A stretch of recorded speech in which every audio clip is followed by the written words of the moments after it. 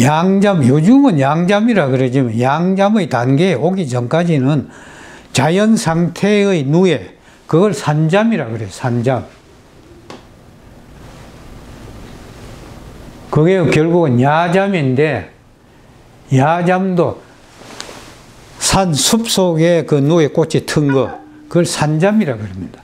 그 산잠이란 말과 작잠이란 말이 같아요. 이 작이라는 것은 물풀의 나무와 같은 그런 나무인데 거기에 누에 꽃이들을 잘 트거든요. 그래서 그걸 작잠이라고 하는 같은 말이고, 이것이 이제 야잠인데, 이 야잠을 갖다가 집에다 길러요. 그걸 집가짜 가잠이라 그럽니다. 가잠. 집가짜 가잠. 가잠 형태가 양잠인 거예요. 예. 그런데 이러한 그 양잠은 의복의 원료잖아요. 이거 인류의 지혜가 참 오래됐어요. 수천 년 됐습니다. 원래 우리가 의식주, 입는 거, 먹는 거, 주거지, 이게 인간의 삶의 3대 요소라고 하는데, 벌거벗고 살 수는 없으니까 뭔가 걸쳐야 되는데, 처음에는 나무 잎사귀나 이런 거 가지고 걸치고, 추우니까 짐승 사냥한 그 가죽, 털 달린 가죽, 모피를 의복으로 이렇게 쓰다가, 그 다음에 점점 이런 비단 생산, 이걸 이제 하고, 배 짜는 것을 이제 알고, 이렇게 직무를 개발하는데 인류의 지혜가 발달되기 시작했죠. 그러한 것을 볼 수 있는 것이 이 홍산 문화에 이런 옥잠들이 있어요. 옥잠. 이 옥잠들이 홍산 문화의 고국의 기원이 아니겠느냐. 저는 홍산 문화의 옥룡보다도 이 옥잠들이 고국의 기원으로 봅니다. 이 홍산 문화의 옥잠들, 요거는 고국의 고부러진 형태가 좀 덜 명확하지만 그렇습니다. 이것은 하가점 하청 문화의 옥잠인데, 이것은 완연히 고곡이죠. 예, 고곡입니다. 이것은 한나라 때 옥잠입니다. 요 2cm인데, 이것은 아주 사실적인 고곡인데, 요 고곡이 누에 같지 않습니까?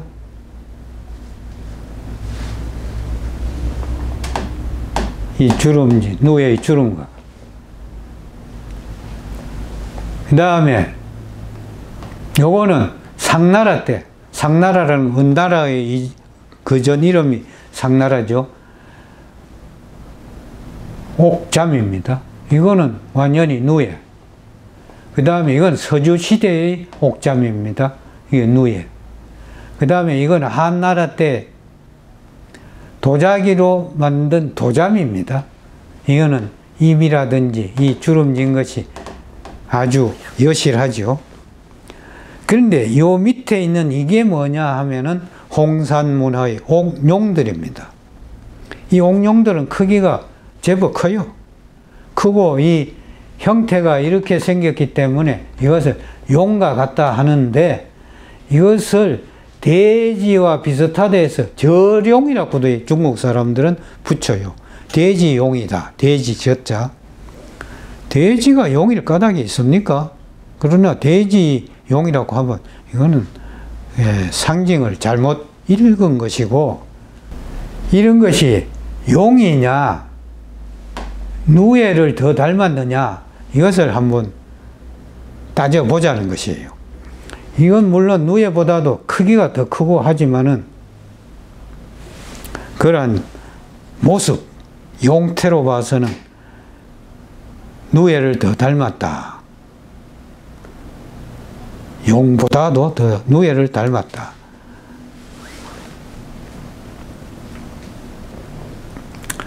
근데 우리가 이 농사라고 한 것은 농사라고 하면은 벼농사를 생각하지만 벼농사보다도 더 이른 시기의 농사가 기장농사거든요. 수수농사고 기장농사거든요.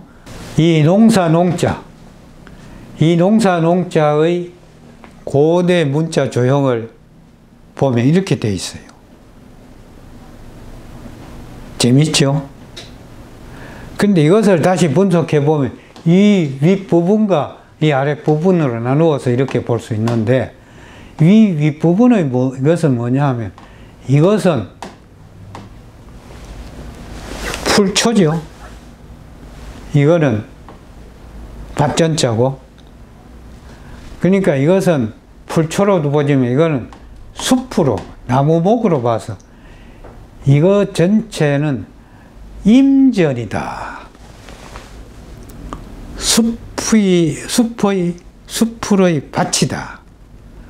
그 숲의 밭에 농사를 짓는데 이것이 뭐냐 하면은 요건 빼고 이건 오른손이고요.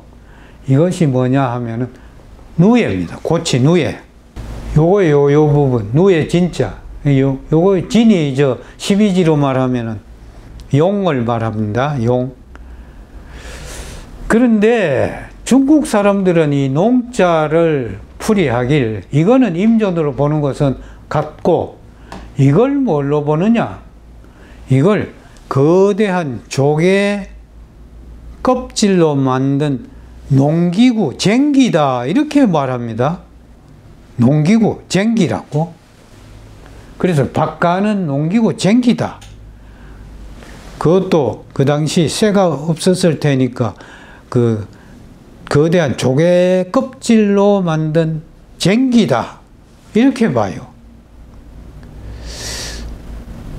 우리는 뭐 고인들이 그런데 이런 것을 풀이해 놓은 설문해자의 풀이라도, 설문해자도 허신이 그 당시 그런 그 글자 풀이를 할 때 설문해자가, 설문은 문을 설하는 것이고 해자는 자를 분석하는 것이거든요. 지난 시간에 제가 육설을 설명할 때 문자를 말했어요. 상형적인 것은 문이라고 하고, 지사상형은 문이라고 하고, 회의, 형성, 전주, 가차 요 네 가지는 자라고 한다고 했습니다. 설문은 그 문을 설하고 자를 분석한 건데, 허신이 글을 쓸 때도 무슨 근거가 있었던 거는 근거를 찾아서 표기 안 해놨으니까 모르지만 하고 한 게 아니라 허신의 상상 속의 머리 고안으로서 그런 책을 썼단 말이에요.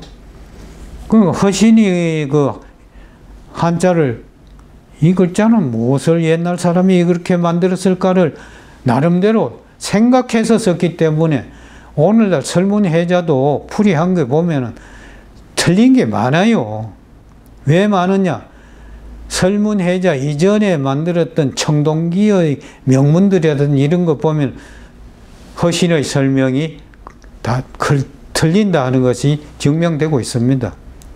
이와 마찬가지로 설문해자의 이것을 농기구로 봤다고 해서 그대로 우리가 받아들일 수도 없고 또 다른 해석이 있을 수도 있는 것은 당연하지요.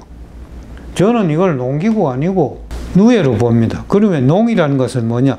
농사의 최초는 밭갈이 하는 그것이 농자로 한 게 아니라 임전에 있는 누에 고치, 곧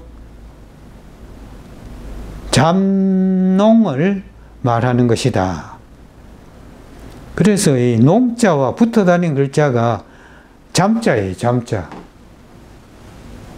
농업이라 하지만 업자는 후대에 와서 붙였고, 옛날에 농과 병치되는 글자가 잠입니다. 농잠. 잠과 또 병치되는 글자는 뽕나무 상자, 상이고, 이 누에들이 뽕나무를 주식으로 하니까. 그런데 이 잠이라는 글자는 굉장히 이렇게 복잡하지요. 예. 위에도 있고, 날이 있고, 밑에도 벌레충 있고, 복잡한데, 중국 사람들이 이 잠자의 약자로서 이 글자를 만들었어요. 이게 잠자의 약자인데, 글자대로 말하면 천충이죠. 이야, 이거 기가 막힌 글자를 만들었어요. 이 누의 글씨는 하늘이 낸 벌레입니다. 왜? 누의 꽃이 씨를 뽑아서 그것을 고귀한 명주를 생산해내니까. 이야말로 하느님이 주신 보배로운 벌레예요. 천충이에요. 천충이 먹는 누에는 먹이가 뽕나무입니다. 뽕나무. 그런데 이 뽕나무는 신목이라 그래요. 신목이란 뭐냐? 옛날에 신단이 있을 때 그 신단을 두 주위에 둘러싸는 나무가 사목입니다. 그런데 여기서 이 사가 뭐냐? 토신의 단을 사라 그래요. 예. 이 흑토자의 고대 문자를 보면 이런 흙덩이 밑에 이렇게 흙덩이에요. 그냥 흙덩이. 가운데가 불룩한 이 흙덩이가 흑토자의 고대 문자가 되는데, 옛날에는 흙을 이렇게 묻어놓고 흙의 무더기를 쌓아놓고 그걸 토단을 만들었는데 그 토단을 살았고 했던 것입니다. 중국에서 고대에는 3월 삼진날에 토단을, 근데 여기서 이제 곡부, 중국의 산동성 있는 곡부, 거기를 가보시면은 지금은 거의 밭들이 옥수수 밭으로 많이 되고, 그쪽에 가면은 수전이 없어요. 논농사가 없어요. 전부 다 밭이에요. 아마 수량이 부족해서 그런지 거의 밭인데, 거기에는 거대한 뽕나무 밭입니다. 지금은 옥수수 밭으로 바뀌어졌지만 은나라, 상나라, 주나라 때, 한나라 때는 그게 전부 다 뽕나무 밭이었어요. 그래서 시경에 보면요, 거기를 뭐라고 했냐? 궁상, 공상, 상대, 상구, 상림, 이런 이층으로 그 뽕밭을 말했어요. 전신에 그 뽕밭입니다. 그래서 이 뽕밭은 바로 뽕나무 숲 속을 상간이라고 하지 않습니까? 뽕나무 사이니까. 이 뽕나무 숲 속은 부녀들의 노동과 생활의 장소가 됐을 뿐 아니라 남녀 간 애정의 공간이 된 거예요. 예. 그렇기 때문에 우리 민요에 뽕 따러 가세, 뽕도 따고 임도 보고, 임을 봐야 뽕을 따지, 이런 남녀 상렬지사에 왜 뽕자가 들어가느냐? 재미있는 이야기 아닙니까? 뽕 따러 가세요. 뽕 따러 가서 뭐 하자는 거예요? 뽕도 따고 임도 보고.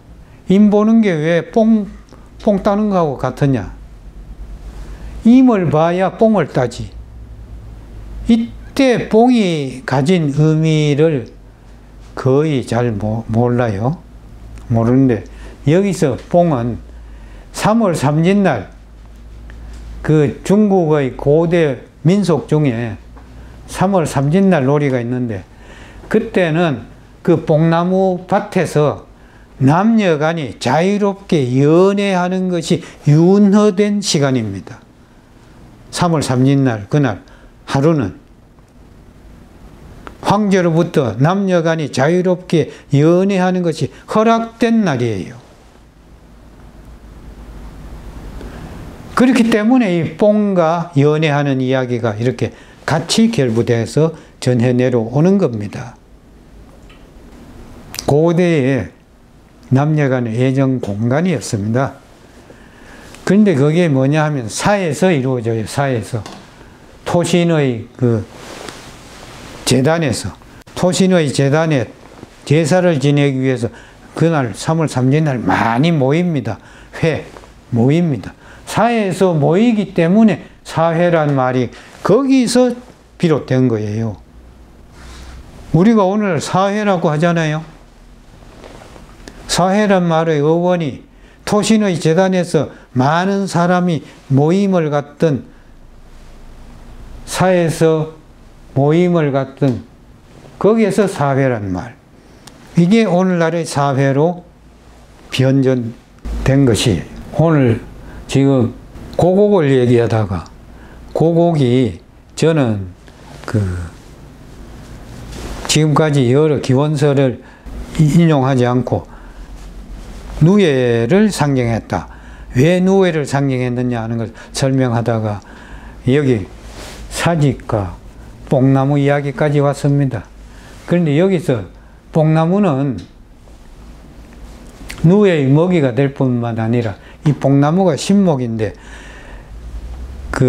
중국 산해경이나 신화에서 보면은 동쪽에서 해 뜨는 곳을 부상이라 그럽니다.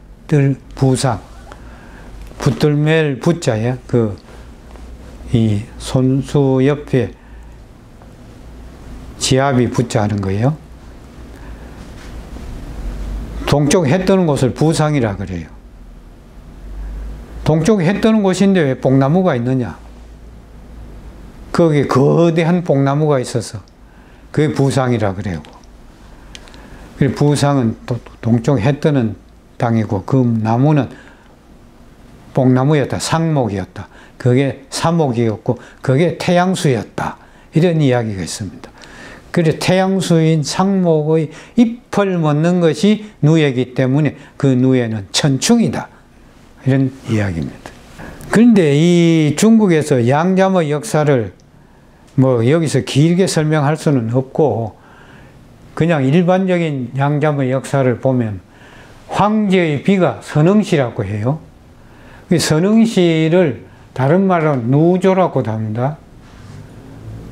그런데 이 누자는 계집녀 옆에 밭전자 밑에 실사 밭에서 생산하는 실을 뽑아내는 여자 그게 누자의 개념이에요.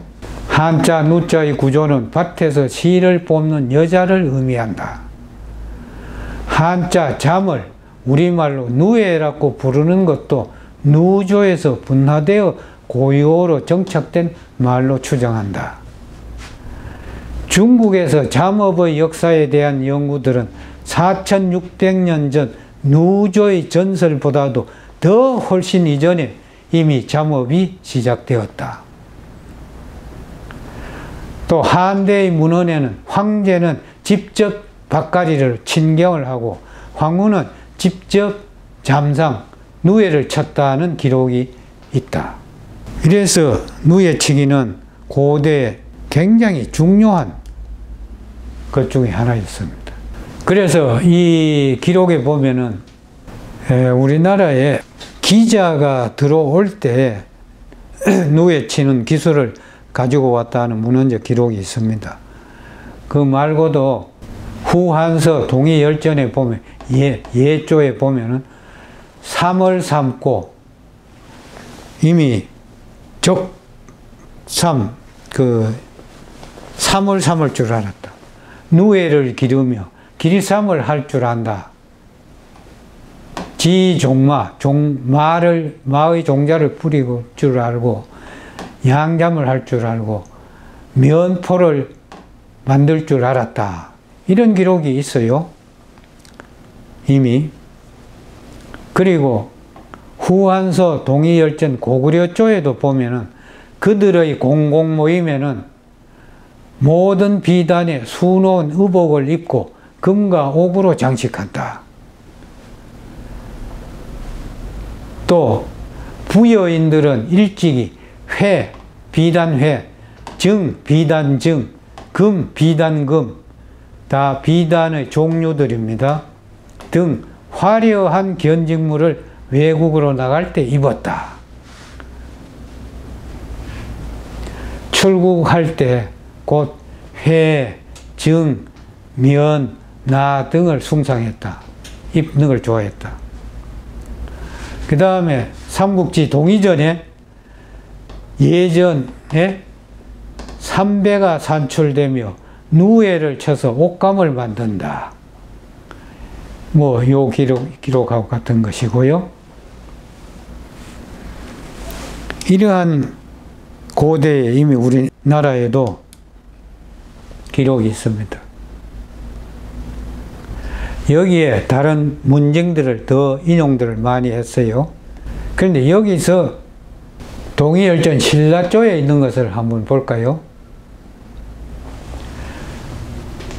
그 백성은 톡착 생활을 하고 곡식을 심으며 누에치기와 뽕나무 가꿀 줄을 알고 면포를 만들었다. 또 토지가 비옥하여 오곡을 심기에 적합하다. 뽕나무와 삼이 많아 비단과 배를 생산한다. 이게 동의열전 신라전에 있는 것이에요. 그런데 신라 제3대 유리왕 때 갑의 풍속이 있죠. 이것은 뭐냐? 7월 기망부터 두 공주가 육부를 반으로 나누어서 한 부에 그 대장이 돼가지고 3배짜기 시합을 해서 8월 보름이 되면 성적을 따져 지는 편이 음식을 장만해 이긴 편에 살해하고 가무와 100가지 놀이를 즐기는 행사가 가배라고 하는 게 있었습니다. 가배가 오늘날 변해서 8월 한가위 할 때 가위가 된 거거든요. 8월 한가위의 원류가 유리왕 때 이 가배에 있다는 거예요. 가배에 여기에 이제 배짝이 있는데 이때 물론 배짝이는 적마였습니다. 적마, 삼배짝이였지만 역시 여기에서 뽕나무와 삼이 많아 비단과 배를 생산한다 했으니까 이때 이미 비단도 있는데 짧은 시간 내에 짜려고 하다 보니까 비단 짜기는 어렵고 삼배가 짰겠지요. 그런데 이러한 가배는 신라가 고대 국가로 발전하기 전부터 각 부족의 결속과 응집력을 다지기 위해 시행된 것이다. 이 가배에서 두 왕녀가 직접 지휘하는 것은 비단이 아닌 정마길삼놀이이지만 그것은 직무를 처음으로 생산한 직신, 그걸 잠신이라고도 합니다. 누조가 직신, 잠신으로 추앙돼서 중국에 가면은 그 누조 사당이 있거든요. 그 잠신으로 추앙된 거예요. 우리나라에도 조선시대 때, 물론 그 윗때부터, 낭낭시대 때부터 있었겠지만, 선농단이라고 있습니다. 신설동에 가면 선농단이라고 있죠. 그 선농단에는 임금이 직접 친경을 하던 시기인데, 그때 친경을 할 때 나와서 하던 사람들의 국을 끓여가지고 국밥을 나누어 먹는데 그 국이 선농단에서 끓이는 탕이기 때문에 선농탕인데 거기 발음이 와전대가 설렁탕으로 바뀐 거예요. 설렁탕이 오늘날 설렁탕으로 또 바뀐 거거든요. 근데 그렇게 임금이 친경을 하고 모두 또 앉아서 국밥 한 그릇씩 받아서 맛있게 자시고 그러던 그 선농제가 있었습니다. 그 선농제에 임금은 친경을 하고 왕비는 친잠을 하는 거예요. 질삼을 짜는 거예요. 옛날에 그런 풍속이나 이런 것을 따라서 그렇게 했던 것입니다. 그래서 그 선농단에도 가면 직신이 있어요. 지금 뒤에 곧 나올 것입니다만 수원 농업진흥청에 가면은 그 농업진흥 잠사박물관이 거기 있습니다. 잠사박물관 입구에는 거대한 누에 조형이 한 마리 놓여 있어요. 잠신으로 떠받드는 거예요. 그 잠신의 원조가 누구냐? 누조, 황제의 비, 선흥을 말하거든요. 그래서 그는 황제의 비가 누조, 잠신으로 추앙되기 때문에 그러한 고대의 왕비는 국가의 길쌈을 총괄하는 우뚱가는 신분이다. 그러므로 양잠과 길쌈의 이미지를 표현하기 위하여 그 상징으로서 고귀한 옥으로 누에를 형상화하여 왕비나 여성 리더들의 관식으로 비롯한 장신구에 장식함으로써 지위와 권능을 표지하게 된 조형물이 고곡이라고 저는 해서 요 글은 제가 쓴 왜 고곡을 누에의 상징으로 보느냐 하는 설명입니다.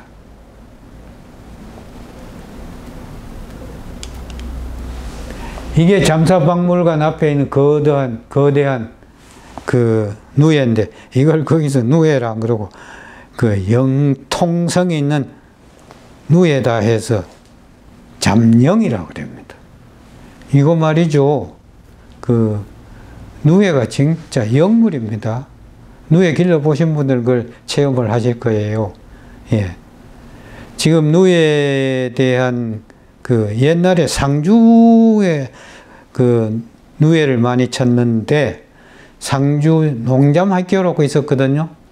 그 농잠학교가 오늘날 경북대학교 농업대학으로 그 병합이 되어서 경북대학교가 됐습니다만 경북대학교 상주대학이 됐는데 거기가 그 일제시대 때부터 그 잠업 중심 지역이었어요. 거기 가면은 여러 또 유물을 볼 수가 있죠. 제가 누에의 상징일 것이다. 고곡이라는 증거물을 더 댄 게 이것들입니다. 이양선 박사가 기증한 이양선 모자고곡. 김병모 교수는 이 모자고곡이 생명기원설에 두고 있다 했지만 이 모양새로 봐서는 누에라고 보기 태아라고 보기에는 조금 너무 문제가 있죠. 이렇게 튀어나온 바도 있고 여기에 동글동글한 것도 있는데 이 동글동글한 건 요거란 말이에요. 요런 것들은 또 이 눈, 그 다음에 금관총에는 금제 고곡이 나왔습니다. 금으로 만든 고곡인데 이 금제 고곡의 머리 부분을 봅시다. 이거는 금관에 매달린 게 아니고 이 과대에 허리띠 거기에 매달린 거예요. 이것을 보면 이게 누의 머리에 더 가깝습니까? 태아의 머리에 더 가깝습니까? 예? 어떻습니까? 그 다음에 왜 이렇게 대가리에 이렇게 쪽쪽 갈라졌느냐? 이 누의 머리에 더 가깝습니까? 이게 태아 머리에 더 가까우냐? 이 태아라고 보기에는 너무 곤란하다고 안 하겠습니까? 자, 여기에 누에와 뽕나무 잎이 문양으로 된 거대한 준이 나왔습니다. 거대하다기보다도 이게 사진은 큽니다만 높이가 이거 21cm, 요게 15cm. 그러니까 역시 준이라 했으니까 이게 술잔 준이거든요. 예, 신에게 바치는 술잔으로 봐야죠. 이걸 인간이 직접 마시는 술잔이라고 보기 어렵고 신에게 바치는 의기입니다. 예기. 63년 호남성 형동현에서 출토되었고 호남박물관에 있습니다. 이러한 문양을 봤을 때 가자미라는, 즉 누에를 집에서 사육하는 양잠이 비롯된 역사도 4, 5천 년 전이다, 이 말입니다. 그리고 이건 이제 청동기로 되어 있는데, 그래서 동준이라고 하는 거예요. 수년상 이 입술 부근에 10개의 잠충이, 요게 전부 다 누에예요. 하나, 둘, 셋, 넷, 다섯, 여섯, 일곱, 여덟, 아홉, 10개. 10개가 있다고 합니다. 누에가. 요게 누에입니다. 이렇게 구부러진 누에. 이게 중국에서는 가장 이런 최조, 이런 시기의 누에와 뽕나무가 있는 잠상 생식도가 그려진 청동기다. 여기 보면은 이 누에의 사실적인 모습들, 예, 잘 볼 수 있죠. 그렇기 때문에 금관이나 이런 데 달린 드리개가 있어요. 드리개에 그게 보면은 나무 형태의 그 달개가 달려 있어요. 달개라는 것은 달려있는 기물이다 해서 달개고, 그 달개의 모양이 모양을 여러 가지로 말합니다. 어떤 사람은 행엽, 그 은행나무 잎을 닮았다. 또 어떤 사람은 심엽, 심장과 같은 모양이다. 행엽이나 심엽이나 그 모양을 보고서 그래 하는데, 저는 그것은 고곡이 누에를 상징한 것이니까 누에와 연관이 있는 누에의 먹이인 뽕나무 잎사귀, 상엽을 거기에 상영한 것이다, 이런 주장을 합니다.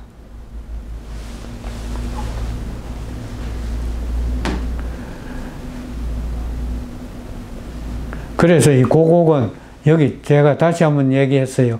선흥씨와 비슷한 역할을 수행했을 것으로 추정되는 고대의 왕비나 지도자급 여성들이 길쌈을 총괄하는 직신과 잠신의 신부님을 표지하기 위해 누에 형태의 조형물을 상징화하여 그것을 관을 비롯한 중요 장신구에 목걸이, 귀걸이 이런 데 매단 것이 고곡의 기원이라고 해석한다.